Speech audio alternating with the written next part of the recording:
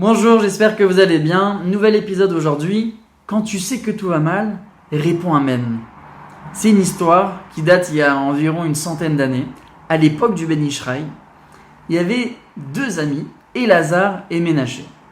Alors eux, mais pas que eux, tous les juifs à cette époque-là, dans cette ville, étaient à la fois pieux, et à la fois très commercial. Voilà que Ménaché et Elazar, nos deux amis, se dirigent vers le marché d'antiquité. Ils devaient rencontrer un grand promoteur d'antiquité dans lequel il vendait sa marchandise à très bas prix alors que c'était une marchandise luxueuse.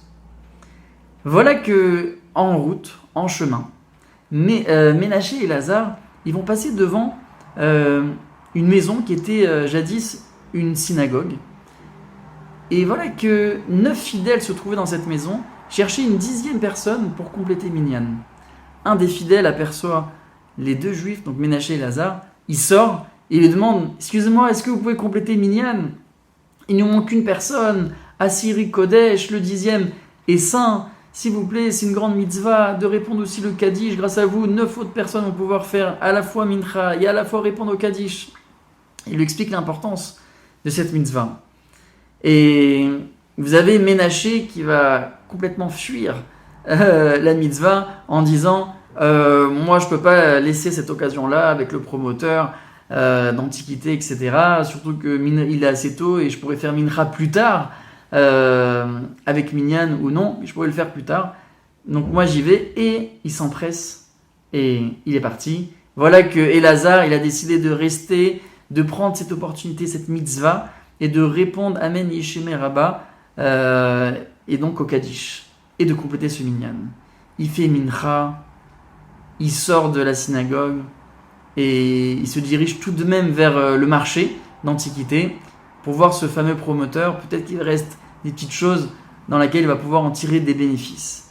Il arrive au marché d'antiquité et là il s'aperçoit que son ami Ménaché a tout acheté. Toutes les bonnes affaires, il les a déjà achetées. Il ne reste plus rien, il reste que quelques vieilleries qui ne va pas en tirer d'énormes bénéfices, mais il se dit j'ai pas envie de rentrer bredouille à la maison sans rien, et il décide donc d'acheter. Il a aperçu un coussin qui peut être intéressant, un coussin antique dans lequel la housse est artistiquement brodée et dont les plumes sont antiques.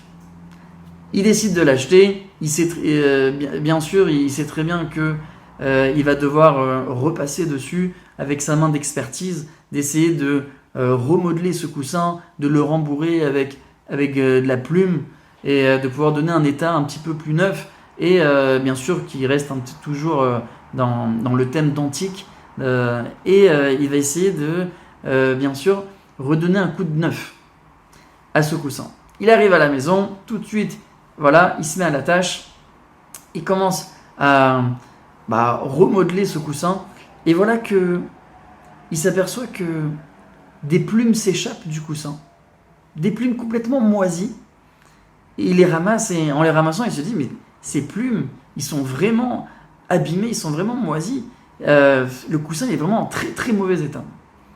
Je vais essayer de faire le maximum pour lui redonner un petit coup de peps et voilà que en touchant cette plume, ces plumes donc qui étaient complètement moisies, il touche des pierres. Il a l'impression de toucher des pierres, quelque chose de dur. Il dit mais qu'est-ce que des pierres font là? C'est pas logique, il y a des pierres à l'intérieur, des plumes à l'intérieur du coussin. Il essaye d'enlever tout ce duvet, toute cette plume, et là il découvre que la pierre c'était pas une pierre, c'était un diamant. C'était un diamant, mes amis, il a découvert un diamant qui était dans le coussin.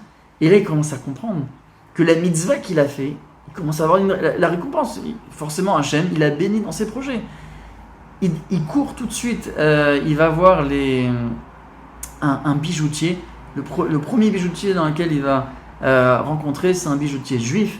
Il lui donne ce diamant, il essaye pour qu'il puisse l'estimer et voir combien il va pouvoir en tirer financièrement.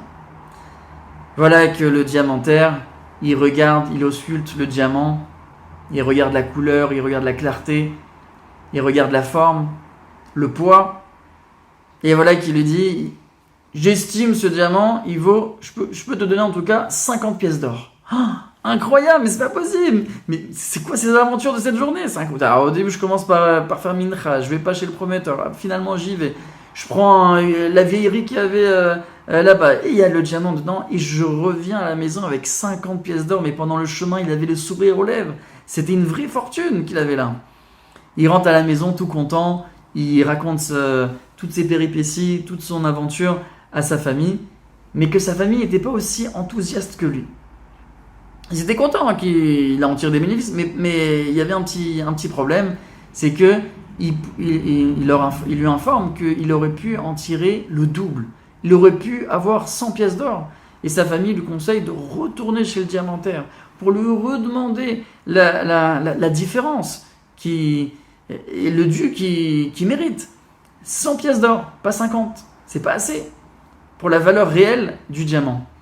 Alors au début, il est un petit peu têtu, Elazar, en disant moi je suis un commerçant, quand je fais une transaction, je reviens pas dessus. Qu'est-ce qu'il va penser de moi? C'est pas sérieux, je suis un commerçant sérieux. Et sa femme essaye de le raisonner en lui disant c'est pas une question de transaction, elle va trouver les bons mots pour qu'il puisse remettre en question cette transaction. Et il lui dit c'est une question d'halakha.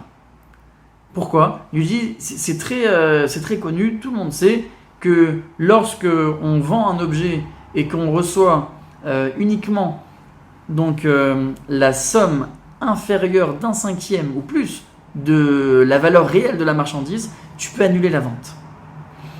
Le mari, il entend ça, ça lui a fait raisonner, il se dit, bon, peut-être que je mérite, en effet, ce diamant-là, il vaut 100 pièces d'or. Il décide de poser la question au grand décisionnaire de cette génération, qui c'était donc de cette ville, le grand décisionnaire de cette ville qui était le Ben Ishraï. Le grand Ben Ishraï, ce grand tzaddik, il va lui raconter Elazar toutes ses péripéties, toute son histoire, du début à la fin, jusqu'à la vente chez le diamantaire de ce diamant. Et le Ben Ishraï, il le sourit, il lui dit, écoute mon fils, je vais te dire ce que moi j'en pense. Je vais te donner mon avis. Pour moi, tu as reçu exactement ce que la Torah promet de te donner. Ce que nos sages ont promis pour celui qui répond à 5 Amen. Il dit comment ça? Il lui explique, il lui dit, quand tu as fait Mincha, tu as répondu au demi-Kaddish. Et tu as répondu justement à 5 Amen. 5 Amen lorsque tu as fait Mincha. Et nos sages disent, donc ça c'est un Tosfot sur Baba Kama à la page 91a, ils nous promettent d'avoir 10 pièces d'or pour un seul Amen. Et là tu as répondu à 5 Amen.